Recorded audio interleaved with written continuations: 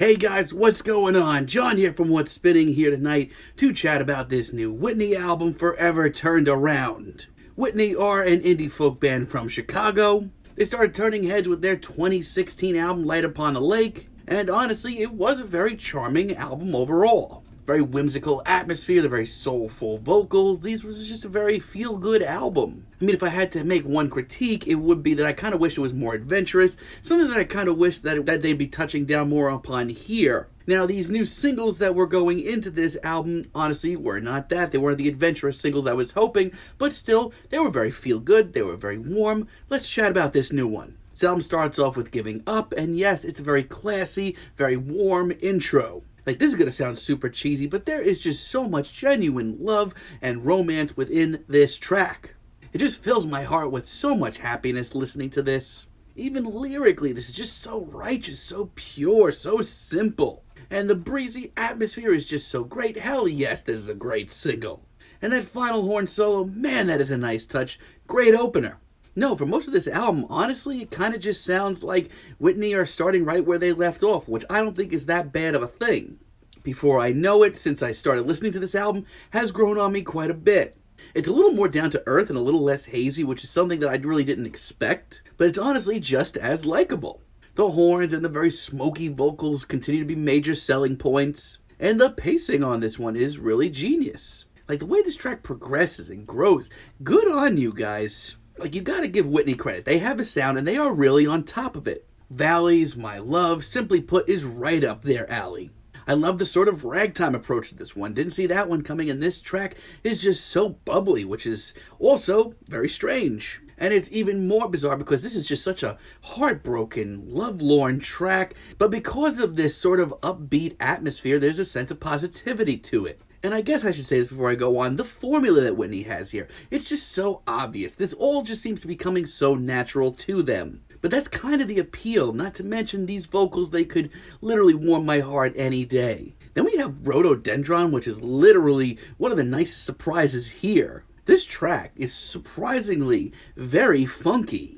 Like, this may be a 2-minute completely instrumental track, but this is something that I'd love to hear more of in the future. It makes great use of everything that Whitney has to offer.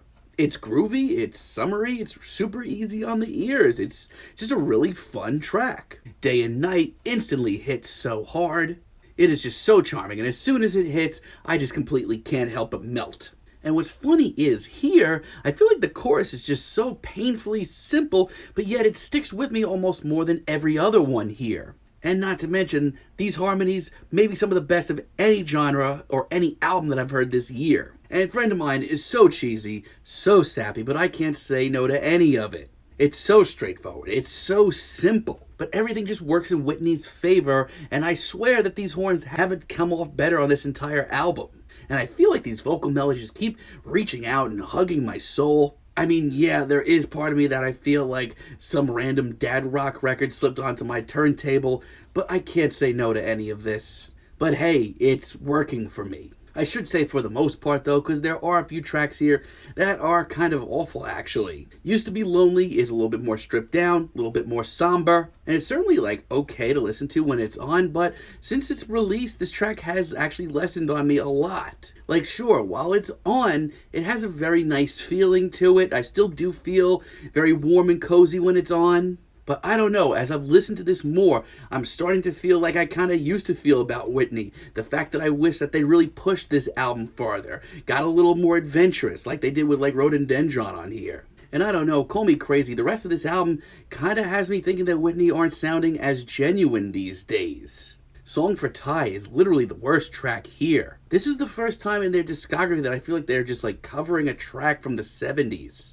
It just sounds so dated upon release and doesn't sound nearly as classy. Once again, I feel bad saying this because in the background there are some very nice elements. It's still very warm and those backing strings are very classy. My Life Alone is very oddly bouncy again.